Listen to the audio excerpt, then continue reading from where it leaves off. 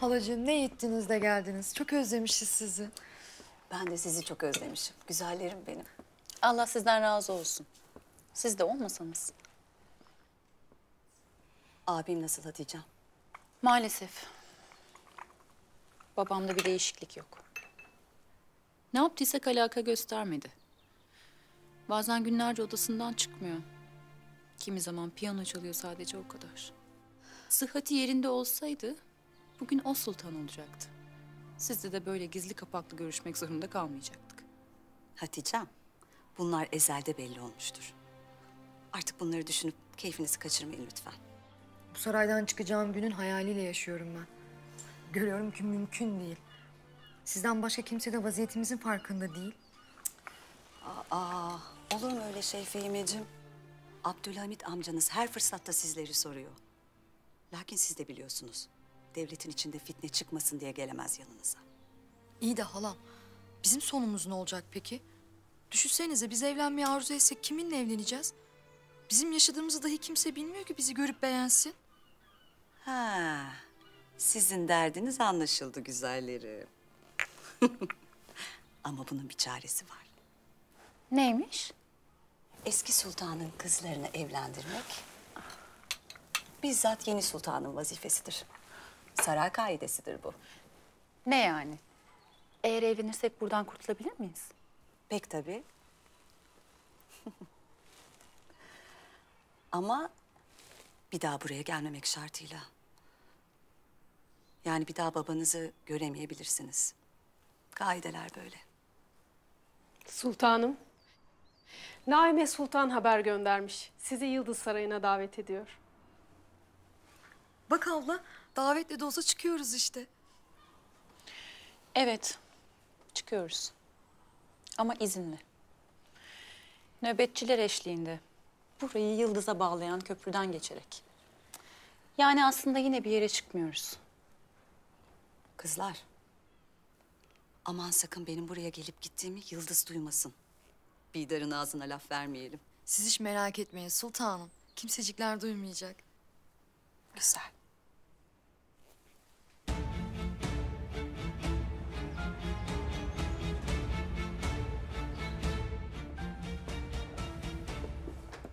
Bu aşamaya kadar tamam paşam. Sağ ol. Zannımca paşalar ufak bir değişiklikle bu demir yolunu tepenin üstünden geçirmek yerine tepenin arkasından dolaştırırsak bu yapacağımız iki kâgir köprüden de kurtulmuş oluruz.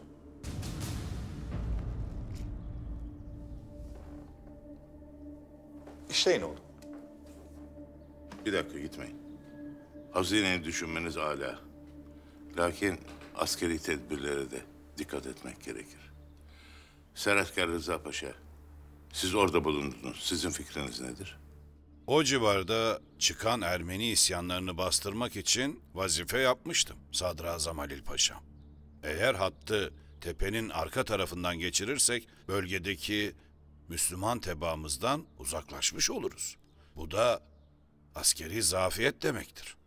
Son yaptığımız iki değişiklikten sonra hattın güzergahı gayet yerinde. İstasyon yerleri de tamam. Bu şekliyle benim için tamamdır. Bence de tamamdır. Münasiptir. O zaman mühendislere söyleyiniz aynen bu değişikliklerle işlesinler. Hadi oğlum. Destur! Sultanımız. Hünkârım. Nasıl? Çalışmalar arzu ettiğimiz şekilde mi? Sultanımız. Mühendislerimiz fevkalade bir iş çıkardılar. Bizim mühendislerimizin yaptığı planla İngiliz mühendislerinin yaptığı plan tıpatıp birbirinin aynı oluyor. Yani köprüler olsun, istasyonlar olsun, tüm çalışmalar fevkalade. Esasında İngilizlerin haritası üzerinde bir iki değişiklik yaptık. Filhakika şimdi makbuldür sultanım. Richard Efendi. Buyurun sultanım. Bu İngiliz bankalarındaki kredi meselesi ne durumda? Sultanım, şirketimiz demir yolunu yapmak üzere parayla geldi zaten. Hiçbir sıkıntımız yok. İhaleyi şirketimize vermeniz durumunda biz hazırız. Hala. Kararımı yarın size açıklayacağım. Teşekkür ederim sultanım. Gayretiniz nazar itibarı alınacak, unutulmayacaktır.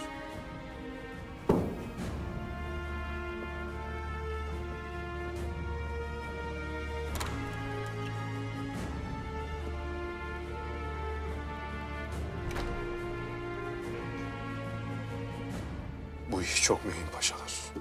Çok mühim. Bu İngilizler oyun içinde oyun kurarlar. Bu demir yolunun hilafeti güçlendireceğini, Müslümanlar arasında muhkem bağlar kuracağını gayet iyi bilirler. Mani olamayacaklar inşallah sultanım. İnşallah sultanım. Yine de kendi himayelerinde yapılsın isterler. Bu güzergahlar ve istasyonlar bizimle onların menfaat alanlarını belirleyecek. Elbette. Aman ha. Sizden ricam kıl kadar dahi olsa onların menfaatine bir güzergah tertip edilmesin. Elbette sultanım. Muradımız bu yoldadır. Sultanım, zaten biz meselenin ehemmiyetinin farkındayız. Evet. Mahmut Paşa, Sultanım. bu haritayı bir çantaya koyup Tahsin Paşa'ya verin. Tahsin Paşa, haremimdeki kitaplığa kaldırılsın. İhale bu haritalar üzerinden imza edilecek. İmza edildikten sonra değişiklik yapmak devletimizin itibarını zedeler. Ehemmiyet gösteriniz. Elbette. Emredersiniz sultanım.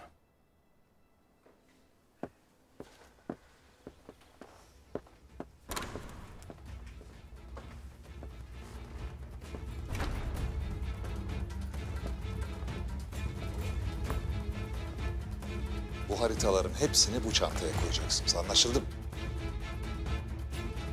Hadi çalış.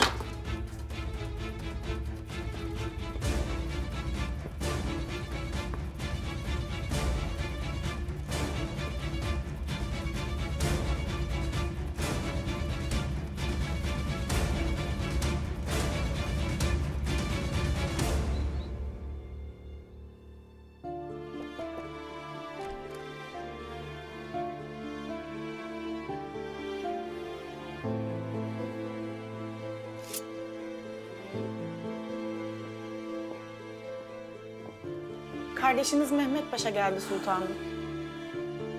Gelsin.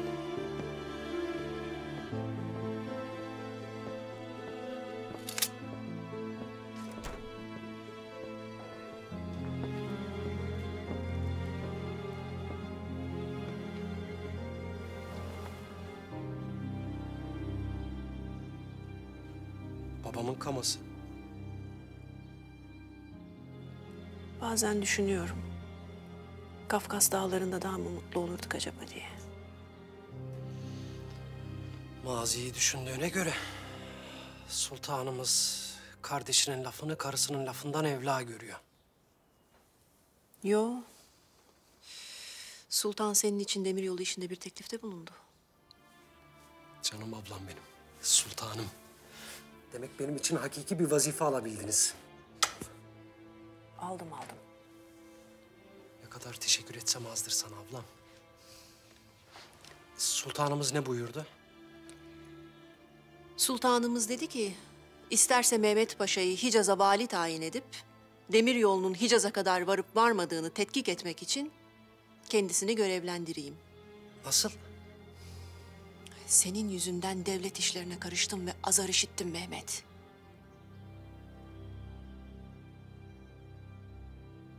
Peki. Bana ne zaten? Mahmut Paşa gitsin, demiryolu ihalesini benim yerime çalışsın. Karısı Seniha gitsin, Çırağan Sarayı'nda birileriyle muhabbet etsin. Herkes dümenini çevirsin. Biz oturalım. Ne dedin sen? Seniha Çırağan Sarayı'na mı girmiş?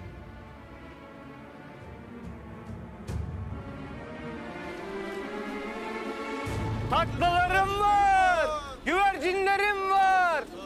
Taklacı bunlar, hiç durmaz abiler. 10 kuruşa cennet kuşu satıyoruz.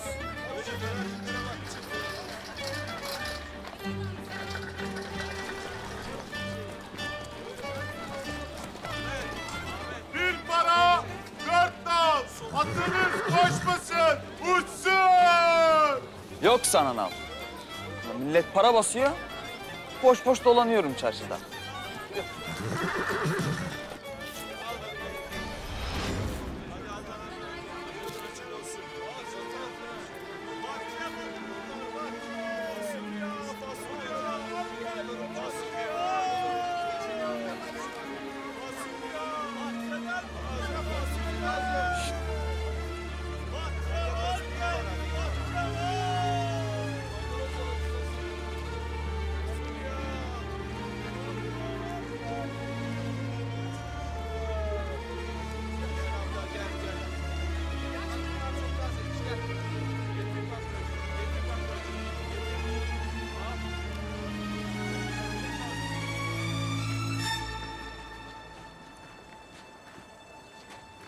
Papaz efendi.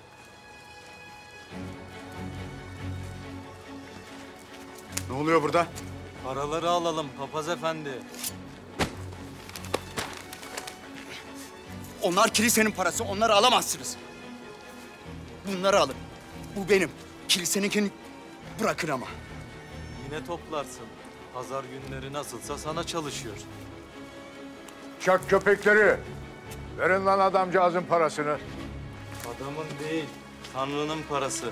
Biz de Tanrı'nın kuluyuz. Elma şeker. Hemşerim, tanıdık kişi büyük boy bir şeker yapsana bizim adamı. Hemen. Ya Allah. Kardeş, sana zahmet onu bizim bir ata yedirsene. Yettim abi. Ay Ömer, görmüyor musun? Vallahi ben de sana uğrayacaktım. Kısmet burasıymış ağam. Bir kahve içeriz ha? Bunları bir çiftleyelim de ağam.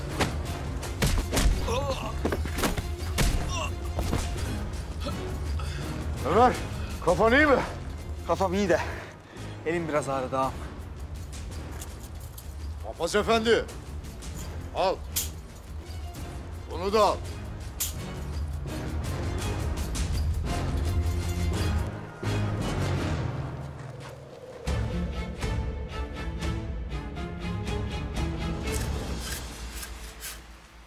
Celal evladımızdan haber var mı? Maalesef sultanım. Selanik'te buluşacaktık kendisiyle lakin gelmedi. İnşallah kötü bir şey olmamıştır. Şşş! Dilini kötüye alıştırma. Baban Gazi Osman Paşa'yı Plevne'de ayakta tutan inancı ve umuduydu. En zor zamanda direndi de teslim olmadı. Tabii her şeyi hesap etmek gerek. Celal evladımız şehadeti göze alarak gitti. Eğer gelemezse bu yolun sonunda şehit olmak da var. Sen... Ben vazifeye talibim sultanım. Ne zaman derseniz o an giderim. Eyvallah evladım.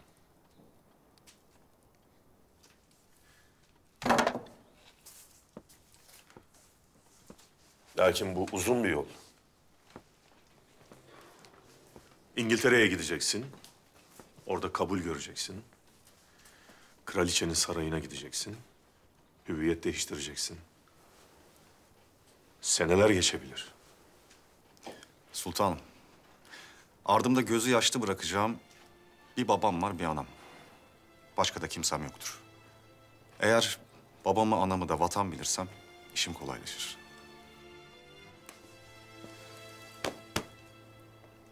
Eyvallah evladım. İnşallah Celal gelir, bunlara lüzum kalmaz. Çıkabilirsiniz.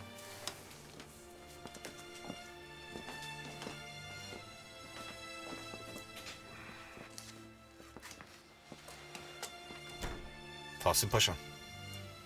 Şimdi bana yeni bir pardesü lazım. Nedenmiş o? Paşam, ben bu pardesüyü artık yıkatmam.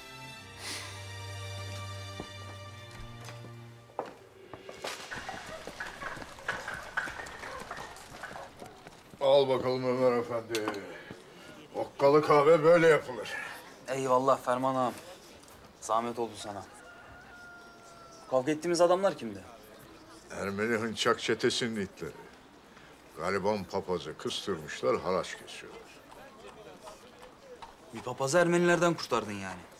Sayende aslanım. Sen gelmesen işim zordu. Yok be ağam. Ben sadece kaçınılmaz sonu hızlandırdım. Eyvallah yiğidim. Bak Ömer. Etrafına bak. 72 milletten insan yaşar burada. Burası payitaht.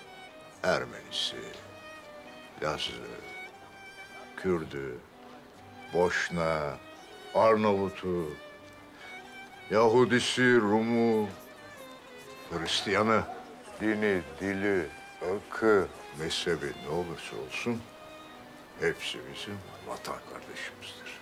Herkes birbirine hürmet edip güzel güzel yaşamasını öğrenecek. Öyle zorbalıkla, tehditle, saldırmayla olmaz. Doğru dersin ağam.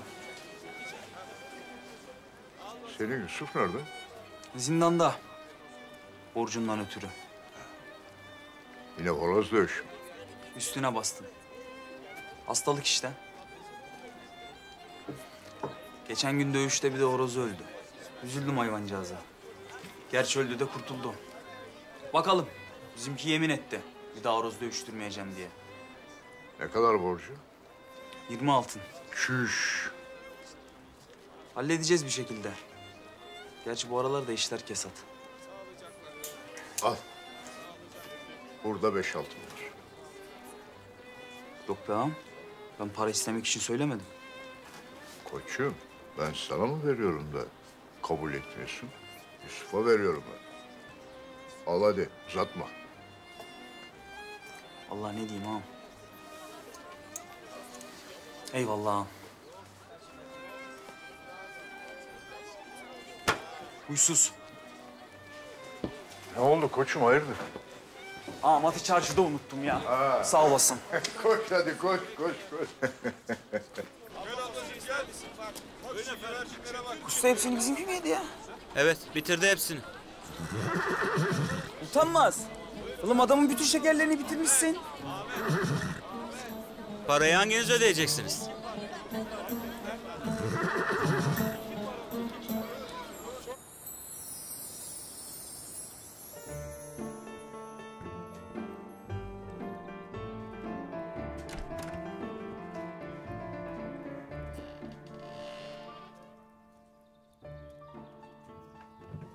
Hayırdır?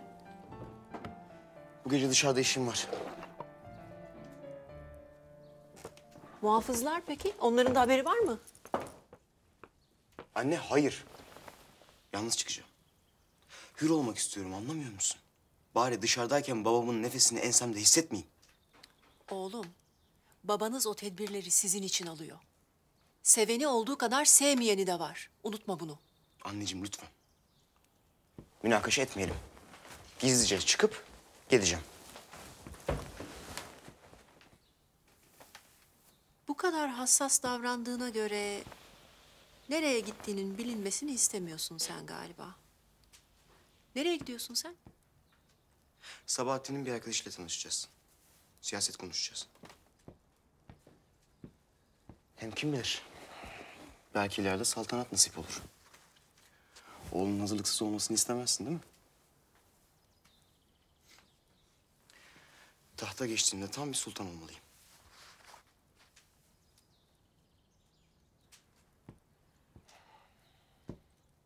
Anneciğim. Tamam tamam. Çık. Ama baban duymasın. Bu saraydan tek bir çıkış yolu yok validem. Dediğim gibi gizli çıkacağım, gizli gireceğim.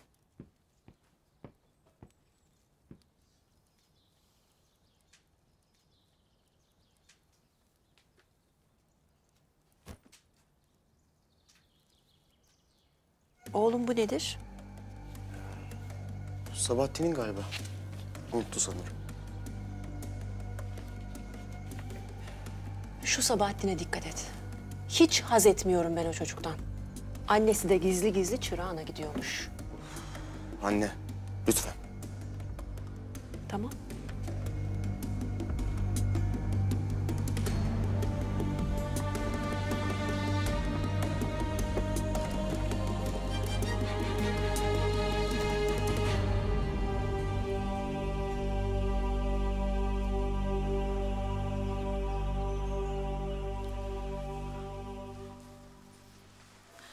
Yakası biraz açık mı oldu sanki?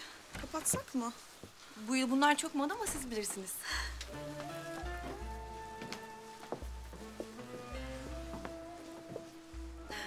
Hoş geldiniz kızlar. Ne güzel olmuşsunuz sultanım. Teşekkür ederim. Hususi diktirdim. Yeni bir moda evinin marifetiymiş. Naime? Kime bu hazırlık? Kime olacak canım? Tamam bu kadar yeterli. Çekilebilirsiniz.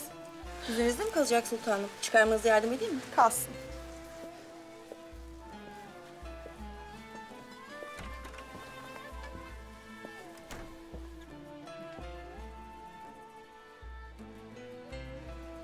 Hayırdır Naime? Bu heyecanının, yüzündeki bu gülümsemenin sebebi nedir? Canlarım benim. Vakti gelince hepiniz öğrenirsiniz.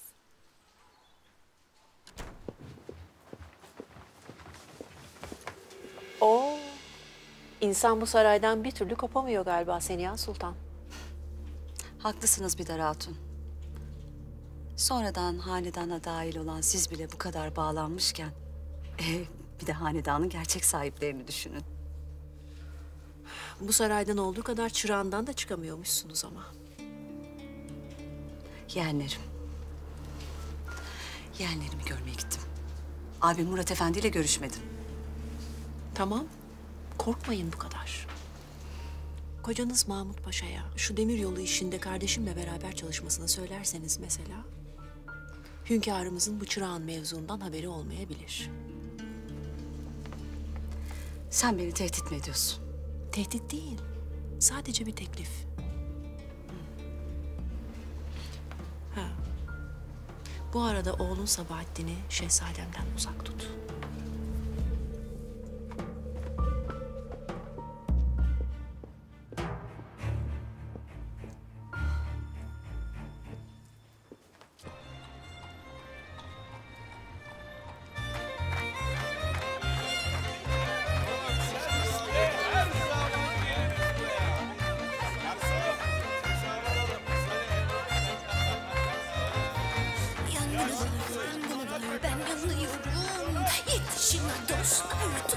Sabahattin burası ne böyle?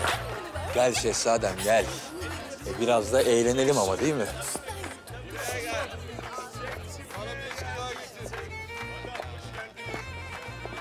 Şehzadem, sana bahsettiğim Samir. Samir, Abdülkadir.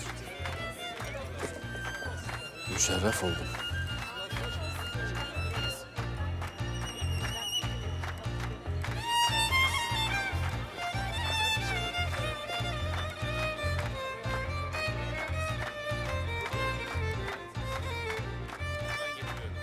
Bir yanda hürriyeti sokaklarda arayan ben, diğer tarafta hürriyeti sarayına hapsetmiş bir adamın oğlu. Siyaset konuşmak için erken. Beyler, eğlenelim. Haydi. Destur. O kadar da değil. Oho. Şehzademiz sofu çıktı. Görmeye bile tahammülü yok. Eğer hürriyet aşığıysan en evvel kafanı hürküleceksin arkadaş.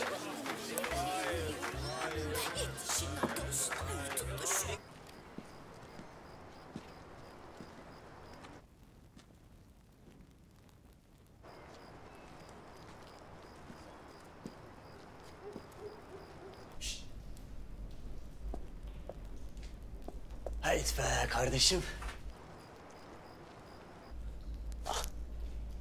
Eyvallah.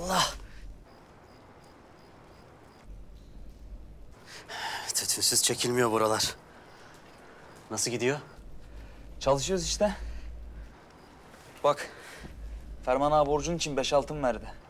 Vay be. Allah razı olsun. Kıyak adammış. Kıyak adam. Kıyak adam da. Sen de şu horoz dövüştürmeyi bıraksan artık. Bıraktım zaten. Bizim rahmetli horoz Kazım rüyalarıma giriyor.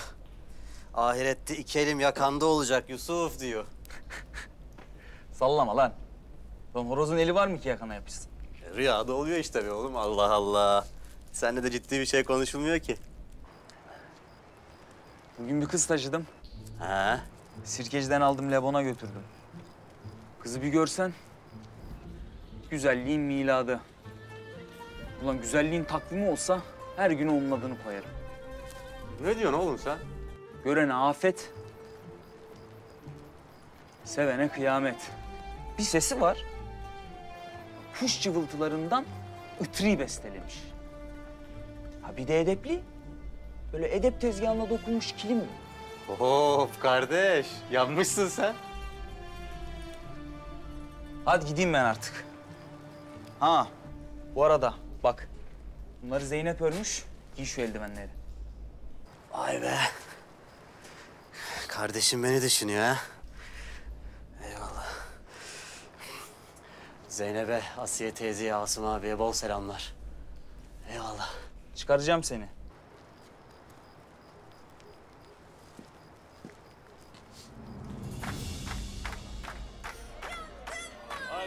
İnsan yaşamayı ve ölmeyi aynı şey olarak düşündüğünde hür olur. Dinler, kanunlar ve devletler insanları korkuyla elde tutarlar. Biz ölmeyi göze aldığımız vakit hür olacağız. Kime karşı ölecekler peki? Mesela babana karşı. Ne diyorsun be sen? Yanlış anlama. Babanı misal verdim. Bu senin ya da ailenin suçu değil. Bu milletin suçu. Daha fazla hürriyet talep etmedikleri takdirde onlara kimse hürriyeti sunmayacaktır. Beyler, bırakalım şimdi bunları.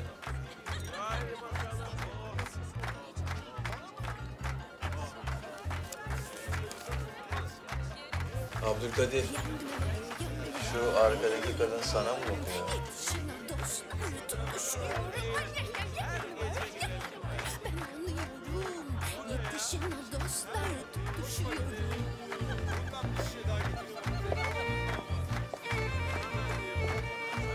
Siz bizim masayı mı parçalıyorsunuz burada? Kimsin sen be? Göstereyim.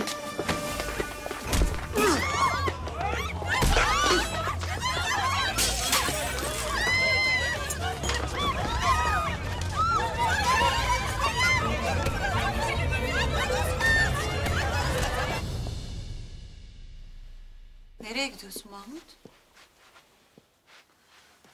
Şu İngilizlerle oturacaktık. Vallahi hanım, gece gündüz memlekete hizmet için uğraşıyorum. İyi yapıyorsunuz. Mahmut, şey diyorum. Şu Bidar'ın kardeşi Mehmet Paşa'yı acaba işe dahil mi etsen? Belki sana yardım olurdu.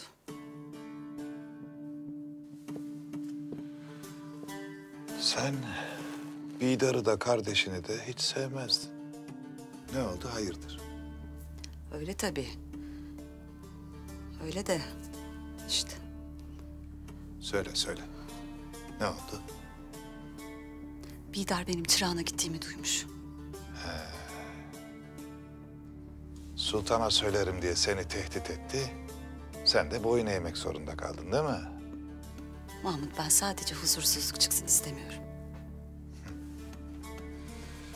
Sen rahat ol. Senin kocan yakında öyle güçlü olacak, öyle güçlü olacak ki Bidar da, kardeşi de seninle hususi görüşmek için randevu almak zorunda kalacak.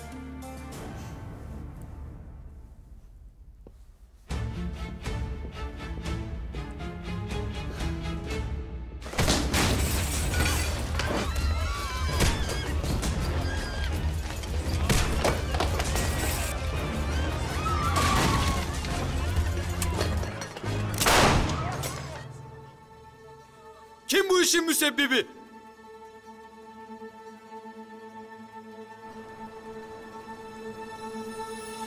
Utanmıyor musun ders adetin huzurunu kaçırmaya? Müsaadenizle bir şey söylemek isterim. Söyle. Kulağınıza.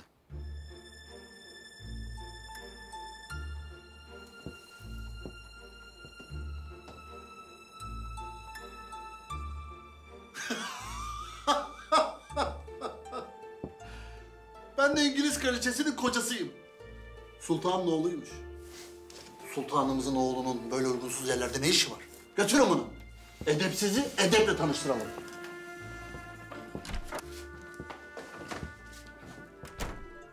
Hoş gelmişsiniz paşam. Buyurun. Otur, otur, otur. Bir karışıklık olmuş. Yeğenimizin alakası olmadığı bir olaydan ötürü. Yeğenimiz derken paşam? Şehzadem. Aman şehzadem, söyleseydiniz. Ben söyledim işte zabit efendi. Şehzadem. Ha. Bu olayla ilgili sağda solda bir tek kelam laf duyarsam... kendinizi Fizan çöllerinde develere yol gösterirken bulursunuz. Tabii paşam, tabii.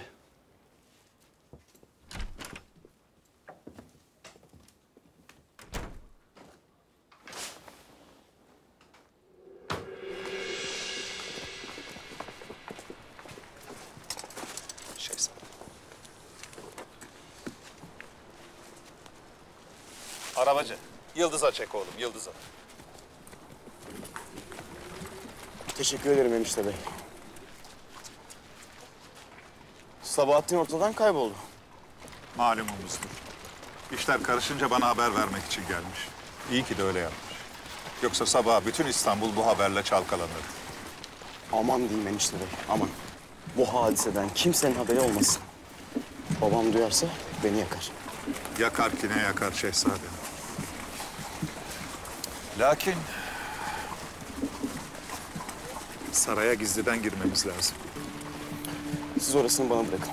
Ben bir yol biliyorum. Siz beni sarayın bahçe duvarının oraya bırakın yeter. Katiyen olmaz. Bu gece bana emanetsiniz. Size odanıza kadar ben refakat edeceğim. Teşekkür ederim.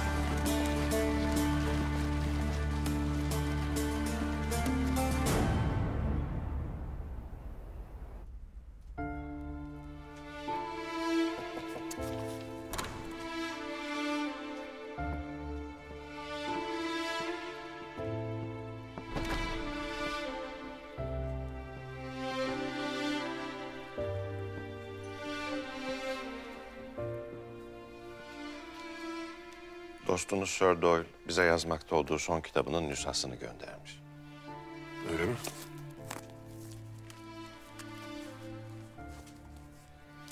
Sherlock Holmes'un son macerası mı sultanım? Henüz piyasaya sürülmemiş olan. Bakın.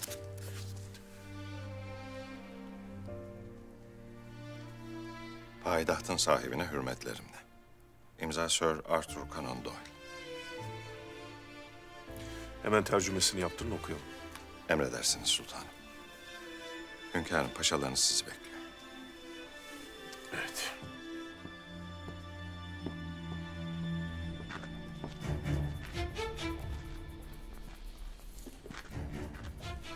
Buralar labirent gibidir enişte bey. Varlıkları bilinse de kolay kolay buraya inemezler. Çünkü bir kaybolan bir daha yolunu doğrultamaz. Ama sizin de maşallahınız var şehzadem. O kadar olsun enişte bey. Bütün ömrüm babamın baskısından kaçmak için bu labirentleri kullanmakla geçti. O kadar acımasız olmayınız. Babanız sultanımız her ne iş yapıyorsa bizlerin iyiliği için yapıyor.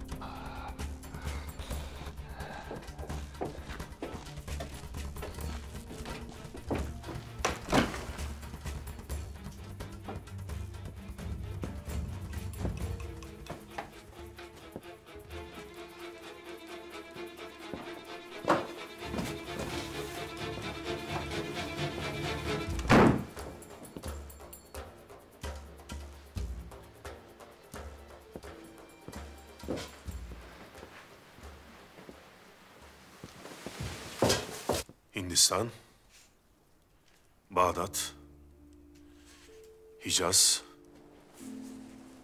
İstanbul, Viyana, Berlin, Paris, Londra. Oradan gemiyle yeni kıta Amerika. Hepsi birbirine bağlanacak. Bu demir yolunu yapabilirsek dünyadaki bütün ticaret bu eski İpek yolunun üzerinden geçecek. Sultanım, eğer bu hamle nihayet ererse ne İngilizlerin coğrafi keşiflerinin hükmü kalır ne de dünyadaki sömürge nizamının. Hindistan'da imal edilen bir mal, İngiliz gemi şirketlerine gerek kalmadan tren yoluyla dünya pazarına açılabilir. Paşalarım, dünyayı zaman zaman din adamları, bazen asker, bazen tüccar idare etti. Haçlılar döneminde papalık hüküm sürüyordu. Onların saltanatını büyük bir asker olan Deden Fatih Sultan Mehmet bitirdi. Osmanlı 4 asır dünyayı hükmetti. Filhakika o dönemler artık geride kaldı. Bundan sonra dünyayı tüccar yönetecek. O sebeple bu demiryolu meselesi mühim.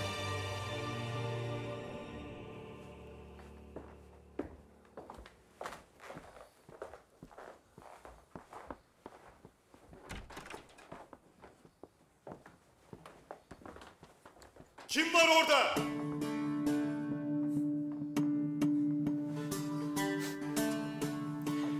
Babamın emridir. Nöbetçiler her yarım saatte kim var orada diye bağırır. Böylelikle babam vazifelerini yapıp yapmadığını anlar. Allah Allah. Tabii yabancı biri de bunu duyunca korkup kaçıyor. Şehzadem, bunca yıllık paşasıyım. Ben bile sultanımızın sırlarına vakıf değilim. Validem bile babamın tüm sırlarına vakıf değildir enişte bey. Her şey için çok teşekkürler enişte bey. Bu iyiliğinizi unutmayacağım.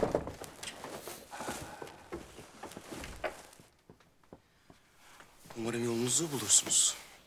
Yatıya kalacak haliniz yok herhalde. Yok.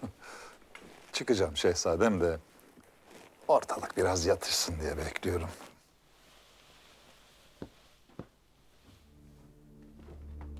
Bu Sabahattin'in çantası değil mi? Evet, uğramıştı. Unutmuş. Giderken götüreyim. Ne gerek var enişte bey gece gece? Bir yere aldırırsınız. Arayıp duruyordu.